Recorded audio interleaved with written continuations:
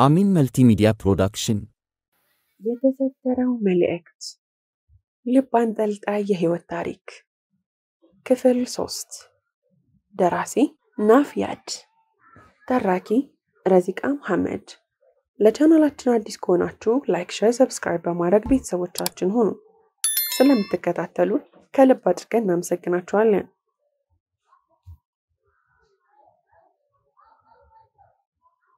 አልጋው ላይ ወደኩ። ትንሽ ለመተኛት ወሰንኩ፣ ግን ከባድ ህልም አልባ እንቅልፍ ውስጥ ገባሁ። ስነጋ ፀሐይ ቀድሞውንም በመጋረጃ ውስጥ አልፎ ክፍል ውስጥ ገብቷል። ልክ እንደተነሳው ስልኬን ነው ቼክ ያደረኩት። ስልኬ በኖቲፊኬሽን ሞልቷል። የአሳይመንት የመጨረሻ ቀናቶች፣ ክላስ እንዳለ ድንጋጤው ቶሎ እንድነሳ አደረገኝ። የጧት ክፍል ናፍቆኝ ነበር። ቶሎ ልብሴን ቀይሬ በሩን ዘግቼ ወጣሁ። የመማሪያው አዳራሽ ደረስኩኝ። ትምህርቱ ከተጀመረ በጣም ቆይቷል መሰለኝ። ሁሉም ተማሪዎች ክላስ ውስጥ ናቸው። ቅድም ዝም ብዬ ነው ስልኬን የከፈትኩት እንጂ ሰዓቱን አላየውም ነበር። ስልኬን አንስቼ ሳየው ደነገጥኩ። 1 ሰዓት ሙሉ ነው ያሳለፍኩት። በሩን ማንኳኳት ፈራሁ። በቃ ዛሬ ይለፈኝ አልኩ ለራሴ። ልክ ልሄድ ስል ዶክተር አይመን ስልክ ለማናገር ወጣ። ቀስ ብዬ ወደ ክላስ ገባሁ። አንዳንድ ተማሪዎች አርፋጅ እያሉ ይስቁብኛል። ራሴን ለመደበቅ ወደ ኋላ ወንበር ላይ ተቀመጥኩ። ዶክተር አይመን ስልክ አናግሮ እንደጨረሰ ወደ ክፍል ተመለሰ። ልክ ክላስ እንደገባ ቆሞ እያየኝ ነው። አልሰደበኝም፣ አልተቆጣኝም። እይታ ብቻ ነው። ለማተኮር ሞከርኩ። ኖት እየጻፍኩ ትንሽ አፍጦብኝ ከጨረሰ በኋላ ማስተማሩን ቀጠለ። ቆይቼ ስለመጣው ይሆናል ክፍሉ ቶሎ ነው ያለቀው። ከክፍል በኋላ ወደ ካፍቴሪያው አመራሁ። የሽሮ ሽታ አየሩን ሞላው።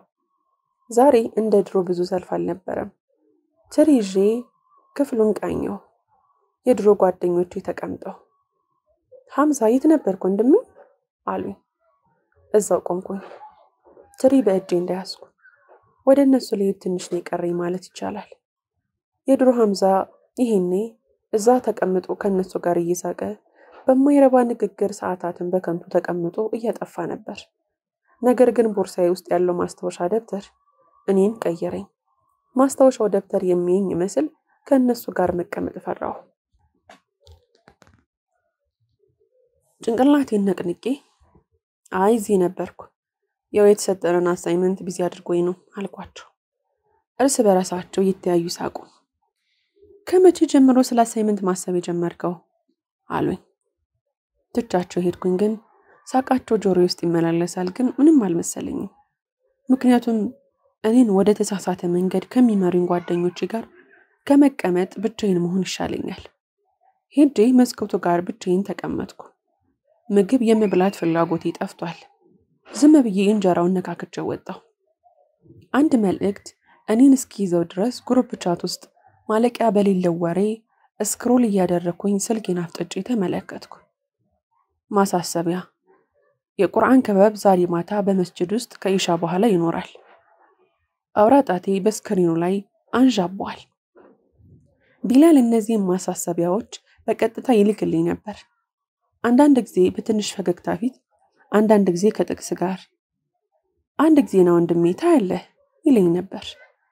ሁልጊዜ ሰበብ እየሰጠው ሳልሄድ እቀራለሁ። አሁን ልቤ ደነገጠ። ዛሬ ማታ ያ ቢላል ሁሌ እንድመጣ የሚነግረኝ የቁርአን ክበብ አለ።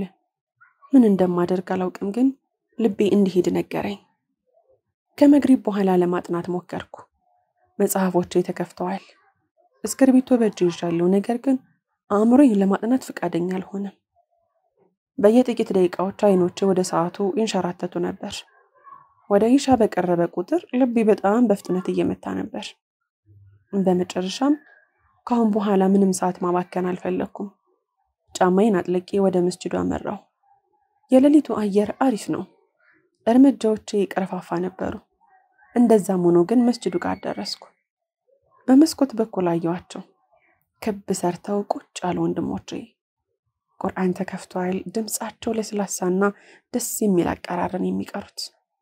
አሁን ግን መጨነቅ ጀመርኩ። እንዳነብ ቢጠይቁኝስ? እኔ በደንብ መቅራት እንደማልችል ቢያውቁብኝስ? ድሮ እንደማልቀራ ቢያውቁብኝስ? ወደ ውስጥ በመግባትና ወደ ኋላ በመመለስ መካከል ግራ ተጋባሁ። ያኔ ነው አዲስ ከማይታወቅ ቁጥር ሜሴጅ የተላከልኝ። ቢላልም በደንብ ለመረዳት ከፈለክ ዛሬ ማታ ክበቡን ተቀላቀል። ግቢውን፣ መስጂዱን፣ በዙሪያ ያሉትን ጥላዎች እየቃኘው ይህን የላከው ማን ነው? አሁን እዚህ መቆሜን እንዴት አወቁ? የቁርአን ንባብ ከውስጥ የተረጋጋ የሚጋብዝ ነበር። ስልኬን እንዳያስኩኝ በፍርሃትና በጉጉት መካከል ሆኜ መልእክቱን አሁንም ስልኬ ላይ እንዳለ ነው። ቢላልን ለመረዳት ከፈለክ ዛሬ ማታ ክበቡን ተቀላቀል። እጄ ተንቀጠቀጠ። በድጋሚ የመስጂዱን በር ተመለከትኩኝ። የቁርአን ድባብ ድምፅ ወደ ሌሊቱ ሲንሳፈፍ ለስላሳና የተረጋጋ ድምፅ ነው።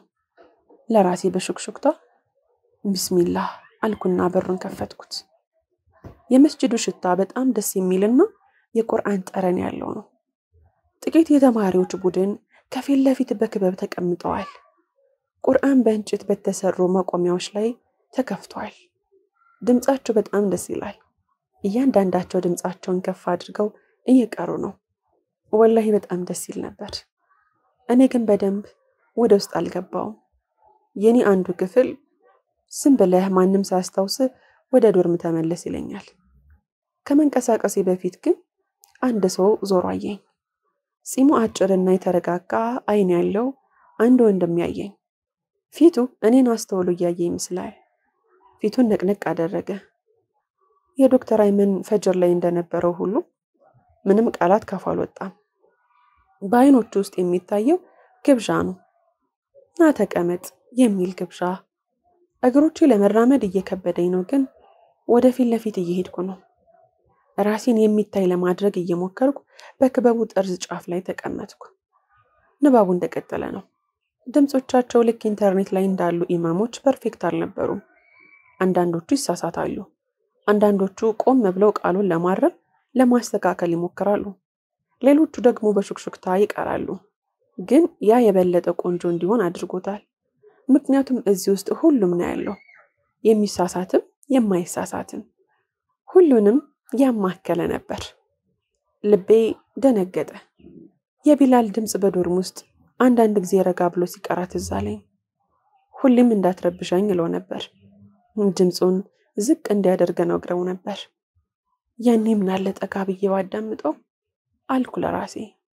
አጠገቤ ያለው ወንድሜ ሲጨርስ ሁሉም ድምጻቸውን አጠፉ። ልቤ ደነገጠ። ሊጠይቁኝ ይሆን አልኩ በውስጤ። አንድ ወንድሜ በእርጋታ አይን እያየኝ ማንበብ ትፈልጋለህ አኺ አለኝ። ጉሮሮ የተዘጋ፣ መዳፎቼ በላብ ተሞልተዋል። በፍጥነት ጭንቅላቴን ነቅንቄ አይ ዛሬ አይደለም አልኩት። የተረዳኝ ይመስላል። ፊቱን በፈገግታ ሞልቶ ችግር የለውም ዝም ብለህ ስማ አለኝ። እፎይታ በላይ ላይ አረፈ። ነገር ግን ዛሬ አላነብም ስላልኩ ሀፍረት ተሰማኝ። ምንጣፉ ላይ ያለውን መስመር እያየው እንደሆነ በመምሰል አይኔን ዝቅ አደረኩ። ከኔ ጎን ያለው ልጅ መቅራቱን ቀጠለ። ኢነ ሀዘል ቁርአኑ የህዲ ሊለቲ ሂየ አቅወሙ። ይህ ቁርአን ወደዚያች ቀጥተኛ ወደ ሆነችው መንገድ ይመራል። ቃላቶቹ በጣም ጥልቅ የሆነ ትርጉም ነው ያላቸው። በህይወቴ ውስጥ የጠፋው ነገር ይህ ነበር። ክበቡ ሲያልቅ ወንድሞቼ ቁርአናቸውን ዘግተው አንድ ላይ ዱዓ አደረጉ። ሁሉም ሰው መበተን ሲጀምር የተረጋጋው አይን ወደ እኔ ዞረ። ሐምዛ ነህ አይደል ብሎ በተረጋጋ ድምፅ ጠየቀኝ። አይኔን ብልጭ ድርግም አደረኩት። አዎ አልኩት። ፈገግ አለ። እኔ ዩሱፍ ነኝ። ቢላል ወደ አንተ ዶርም ከመዘዋወሩ በፊት እኔ ጋር ነበር አለኝ። ቢላልን ታውቀዋለህ አልኩት። ዩሱፍ አንገቱን ነቅነቅ እያደረገ በየሳምንቱ ሁሌም እዚህ ክበብ እንገናኝ ነበር። እሱ ሁልጊዜ አንተን ስም እንዳነሳ ነው። አይኖቹ የተረጋጉ ናቸው። ሁሌ አንተ እዚህ እንድትገኝ ይፈልግ ነበር አለኝ። ልቤ በጣም አዘነ። ወደ ታች ተመለከትኩኝ። ስልኩን ከኪሱ አውጥቶ በፍጥነት እየነካካ ነው። ትንሽ ቆይቶ ስልኬ ጮኸ። አዲስ መልእክት። ቢላልም በደንብ ለመረዳት ከፈለክ ዛሬ ማታ ክበቡን ተቀላቀል። ቀና አልኩ። ማን ነው ይህንን ይላከው አልኩኝ ለራሴ። ከዚያም ዩሱፍ እኔ ነኝ፣ የቀደሙን የላኩልህ እኔው ነኝ አለኝ። አፌን ከፍቼ ነበር ያየሁት፣ ነገር ግን ምንም ቃል ካፌ አልወጣም። ዩሱፍ ጠጋ ብሎ ቢላል ትቶልህ የሄደው ነገር አለ። ግን አንተ አሁን ለሱ ዝግጁ አይደለህም። መጀመሪያ ወደዚህ መምጣትህን ቀጥል አለኝ። ግራ ገብቶኝ አይኑን እያየው ምን ማለት ነው አልኩት። ዩሱፍ ለመውጣት ከምንጣፉ ብድግ ብሎ ቆመ። በጊዜ ውስጥ ታያለህ አለኝ። ሌላ ምንም ነገር ሳይናገር ትቶኝ ከመስጂድ ወጣ። እዛው ምንጣፉ ላይ እንደተቀመጥኩኝ በጣም ማሰብ ጀመርኩ። ግራ ገብቶኛል። ምን እንደምልም አላቅም። ራሴን እያመመኝ ነው። ሺህ ጥያቄዎች አእምሮዬን አጥለቀለቀው። ከቁርአን ክበብ በኋላ በነበረው ምሽት መተኛት አልቻልኩም። የዩሱፍ ቃላት አሁንም በጭንቅላቴ ውስጥ ይመጣሉ። ቢላል ትቶልህ የሄደው የሆነ ነገር አለ፣ ግን አንተ አሁን ለዚህ ዝግጁ አይደለህም። መጀመሪያ ወደዚህ መምጣትህን ቀጥል። ምን ለማለት ፈልጎ ነው? ስለ ማስታወሻ ደብተር የሚያውቀው ነገር አለ ወይስ ወደፊት ሊገፋኝ እየሞከረ ነው? ማስታወሻ ደብተሩን ከቦርሳ አውጥቼ ከፈትኩት። ለረጅም ጊዜ እጅ ጽሑፉን ብቻ ተመለከትኩ። የቢላል ንጹህ ስክሪፕት። ማስታወሻው በእርጋታ የተሞላ ነው፣ ልቤ ውስጥ ካለው ጭንቀት ተቃራኒ። ከዚያ በፊት ያላየሁትን ገጽ ገለበጥኩ። ዛሬ ሌላ ፈተና ወድቄያለሁ። ሁሉም ሰው እኔ ብለህ እንደሆንኩ ያስባል። እውነታው ግን አንዳንድ ጊዜ ለመማር ራሱ ግድ የለኝም። መስጂድ ውስጥ ብዙ ጊዜ አሳልፋለሁ። ከዚያም ፈተና ሲደርስብኝ እደነግጣለሁ። ይህ ሚዛናዊ አይደለም። ወይስ እኔ ሰነፍ ነኝ? ያ አላህ እንደ በረታ አቅሙን ስጠኝ። እና አሁን ያነበብኩት መጽሐፉን እንድጥል አደረገኝ። ቃላቶቹ ላይ ማፍጠጥ ጀመርኩ። ቢላልም እንደኔው ያልተሳኩለት ፈተናዎች አሉ ማለት ነው። እኔ ሁልጊዜ እሱን ፍጹም አድርጌ አስበው ነበር። ጥሩ ተማሪ፣ ትምህርቱን የሚከታተል፣ ቁርአንንና ጓደኞችን ያለምንም ስህተት ማስተዳደር የሚችል ሰው። ሌላ ገጽ ገለበጥኩ። የቡድን ፕሮጀክቴ ነገ ነው የሚቀርበው። እኔ ግን ምንም ነገር አላደረኩም። ሐምዛ ፕሮጀክቱን እኔ እንደምሰራው ስለተማመነብኝ ብቻዬን እንድሰራ አደረገኝ። እውነታው ግን እኔ በጣም ነው የተጨነቅኩት። ለራሴ በኋላ እንደማደርገው ነግረዋለሁ። ከዚያም ቆይቼ አላህ ስህተቶችን እንድሸፍነው ማጸናለሁ። ነገር ግን እዘገያለሁ እንጂ ማድረግ ያለብኝን ነገር ሳላደርግ አልቀርም። እዛው ደንግጬ ቀረሁ። ቃላቱ በቀጥታ ወደ እኔ ያነጣጠሩ ይመስል ሰውነቴ ተንቀጠቀጠ። ይሄ እኔ ነበርኩ። ትምህርቱን የማይከታተል፣ ለጥፋቴ ሰበብ መደርደር፣ ፈተና ላይ መደንገጥ። የቢላልን ታሪክ እያነበብኩም አልነበረም። እዛ ውስጥ ራሴን ነው እያየሁ የነበረው። እንደገና ማንበቤን ቀጠልኩ። አንዳንድ ጊዜ ሐምዛ ከሌለ ካፍቴሪያ ውስጥ ብቻዬን ተቀምጬ ራሴን ከሌሎች ለመደበቅ እሞክራለሁ። ሁሉም ከቡድናቸው ጋር ይስቃሉ። እኔም እዛው ነኝ። እነሱን እያየው ከዛ ራሴን አስተውላለሁ። ለነገሩ አላህ ከኔ ጋር እስከሆነ ድረስ ሌላ ሰው አብሮኝ ቢሆንም ባይሆንም እኔ ምን ጨነቀኝ? ደንግጬ ወንበሬ ላይ ተደቀንኩ። ይሄን ጊዜ ሁሉ ቢላል ትምህርቱ ላይ ጎበዝ፣ ምንም የማይጨነቅ፣ አሳይመንቱን በጊዜ የሚሰራ፣ ሁልጊዜ ጠንካራ እንደሆነ አስብ ነበር። ነገር ግን እነዚህ ገጾች የእሱን ማንነት እየገለጡልኝ ነው። እሱ ለሰዎች የማያሳያቸው ችግሮቹ፣ በራሱና በአላህ መካከል ያስቀመጠው ድክመቶቹ። እና በድንገት የእሱ ምክሮች አሁን ትርጉም እየሰጡኝ ነው። ለካ እሱ እንደዛ ሲናገር ከኔ በላይ ሆኖ አልነበረም። እኔ ከገባሁበት ጉድጓድ ውስጥ ሆኖ እየተናገረ ነበር። ለካ እኔ በጥፋቶቼ ምክንያት ተስፋ ስቆርጥ እሱ ደግሞ ተስፋ ከመቁረጥ ይልቅ መፍትሄ ይፈልግ ነበር። አይኖቼን ጨፍኜ ማስታወሻውን በእጆቼ ይዤ ለመጀመሪያ ጊዜ በሐቀኝነት ያ አላህ፣ ቢላል እንደዛ ችግር ሲገጥመው ተስፋ አልቆረጠም ነበር። እሱ እንደዛ ማድረግ ከቻለ ምናልባት እኔም እንደሱ ማድረግ እችል ይሆናል። በማግስቱ ጠዋት ትምህርቱን ክላስ ውስጥ እየሰማው ነው፣ ግን በትኩረት እያዳመጥኩ አልነበረም። አእምሮዬ አሁንም በማስታወሻ ደብተር ውስጥ ተይዞ ነበር። መጨረሻ ላይ ተማሪዎች ቦርሳቸውን ይዘው እየወጡ ነው። እኔም እየሄድኩኝ ሳለሁ ከኋላ አንድ ሰው ጠራኝ። ሐምዛ። ዩሱፍ ነበር። የደከመህ ትመስላለህ አለኝ። ትላንትና ምሽት የቢላልን ማስታወሻ ደብተር አንብቤያለሁ አልኩት። እና አለኝ። ቢላልም ጽሑፍ አልነበረም። ለካ እሱም ይሳሳት ነበር አልኩት። ለመጀመሪያ ጊዜ ዩሱፍ ሙሉ በሙሉ ፈገግ አለ። ታዲያ ጉዳዩ ይህ ነው አለኝ። ማለት አልኩት። እሱ ግን ምንም መልስ አይመልስልኝ እጆቹን ወደ ኪሱ አስገብቶ ከአዳራሹ ወጣ። ግን ትንሽ ቆይቼ ራሴ ምን እያደረግኩ ነው? እንዴት ለዩሱፍ ትናገራለህ? የሆነ ነገር አስነክቶኝ ይሆን እንዴ? ለምንድን ነው እንዲህ አለኝ? እያልኩ ከራሴ ጋር መጨቃጨቅ ጀመርኩ።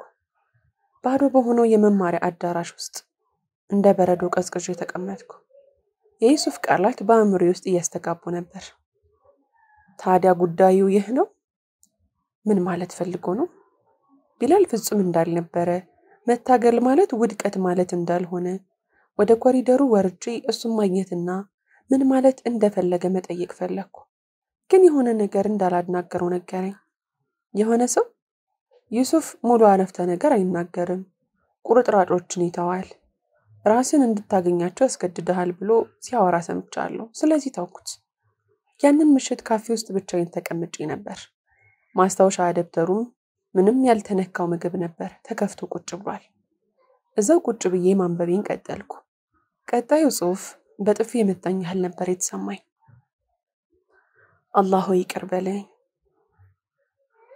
ስላንተ ግድ በማይሰጣቸው ሰዎች ጋር ብዙ ጊዜ አጠፋለሁ።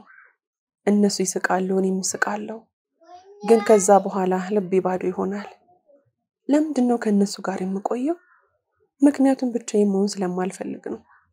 ግን ምናልባት ብቻዬን ካንተ ጋር መሆን ካንተ ውጭ ካለ ጓደኝነት ይሻላል። ልቤ እየደነገጠ ማስታወሻ ደብተሩን በፍጥነት ዘጋሁት። ያኔ ነበር የተለመዱን ድምጾችን የሰማሁት። ሐምዛ። ዞርኩኝ። የድሮ ጓደኞቼ ከዳር ሆነው አዩኝ። እየተያዩ ፈገግ ይላሉ። ትሬዎቻቸውን ይዘው ወደ እኔ መጡ። ወንድሜ የት ተደብቀህ ነው? ጠፋህ እኮ። ፈገግ ለማለት ሞከርኩ። ስራ በዝቶብኝ ነው አልኳቸው። ስራ በዝቶብህ? አይመስለኝም። ዛሬ ማታ ግን ከኛ ጋር ነው የምትሄደው። እኛ ወደ ከተማ እየሄድን ነው። በርገር፣ እግር ኳስ፣ ትልቁ ስክሪን ላይ። እነዚህ ነገሮች አሁን ያስፈልጉሃል። ለአንድ አፍታ የድሮ ህይወቴ ወደ እኔ ሊስበኝ እየሞከረ ነው። ሳቅ፣ ግርግር፣ ጫጫታ፣ ትኩረትን የሚሰርቁ ነገሮች። እሺ ልላቸውን ፈልጌ ነበር፣ ግን ያኔ የቢላል ቃላት ትዝ አሉኝ። ምናልባት ብቻዬን ካንተ ጋር መሆን ካንተ ውጭ ካለ ጓደኝነት ይሻላል። ዛሬ ማታ አልችልም አልኳቸው። ተበሳጩብኝ። ሐምዛ ና እንጂ፣ እንደነዚያ መስጂድ የሚመላለሱ ሰዎች እንዳትሆንብን። ቢላል እኮ ሞቷል። እንደሱ መሆንን አቁም። ድምጻቸው ልቤ ውስጥ ሰርገው ገቡ። እጄን በትሬው ላይ አጥብቄ ያዝኩት። በጣም ነበር ያናደዱኝ። ልክ ካፌ የንዴት ድምጾች ሊወጡ ሲል ሌላ ድምጽ ጣልቃ ገባ። ዩሱፍ ነበር። በተረጋጋ መንፈስ ከኋላ እየመጣ ምናልባት እንደ ቢላል እየኖረ ላይሆን ይችላል፣ ምናልባት እሱ ለመኖር እየሞከረ ይሆናል አላቸው። ካፌ ውስጥ ጸጥታ ተሰማ። የድሮ ጓደኞቼ በንዴት አይን ወደሱ ተመለከቱ። ከዚያም እየሳቁ ሙድ እየያዙብን ሄዱ። ልብ እየመታ በዝግታ ተቀመጥኩ። ዩሱፍ ቁርአኑን ከብብቱ በታች አድርጎት ነበር። ሌላ ወንበር ስቦ እኔ ጋር ቁጭ አለ። ለነሱ እኮ ራስህን ማስረዳት አይጠበቅብህም አለኝ። ቢላልም እንዳንተው የሆነ ጊዜ በእነዚህ ጓደኞች ተከቦ ነበር፣ ግን እሱ ቶሎ ነበር ይራቃቸው። ስለዚህ አንተም ጥሩ ነው ያደረከው፣ በፍጹም እንዳትቀርባቸው። ምክንያቱም ቀስ እያለም ቢሆን የእነሱ ማንነት ወደ አንተ መጋባት ይጀምራል። ይህ ደግሞ ከአላህ እንድትርቅ ያደርግሃል አለኝ። ምራቄን ዋጥኩ። ጉሮሬ ደርቋል። ዩሱፍም ከቢላል ጋር የሚመሳሰል ባህሪ ያለው። ከዚያም ምንም ሳይናገር ተነሳና እንደገና በዝምታ ውስጥ ትቶኝ ሄደ። እና ያ ማስታወሻ ደብተር ወደ እኔ እያየ ነበር። እንደገና ከፈትኩት። በሚቀጥለው ገጽ ቢላል በተረጋጋው ማስታወሻው ላይ በደማቅ ቀለም ከላይ እንዲህ ሲል ጽፏል። ጊዜህን ከማን ጋር እንደምታሳልፍ ምረጥ ይል ነበር። ልቤ የተረበሸ መስመሩን ተመለከትኩ። ምክንያቱም በውስጤ ይህ ገና ጅምር እንደሆነ አውቃለሁ። የአንድን ምሽት በርገርና እግር ኳስ መቋቋም ከቻልኩ ወደፊት የሚጠብቁኝን ትልልቅ ፈተናዎች እንዴት እቋቋማለሁ? ክፍል 4 ይቀጥላል። ታሪኩን ከወደዳችሁት ላይክ፣ ሼር፣ ሰብስክራይብ ማድረጋችሁ እንዳትረሱ።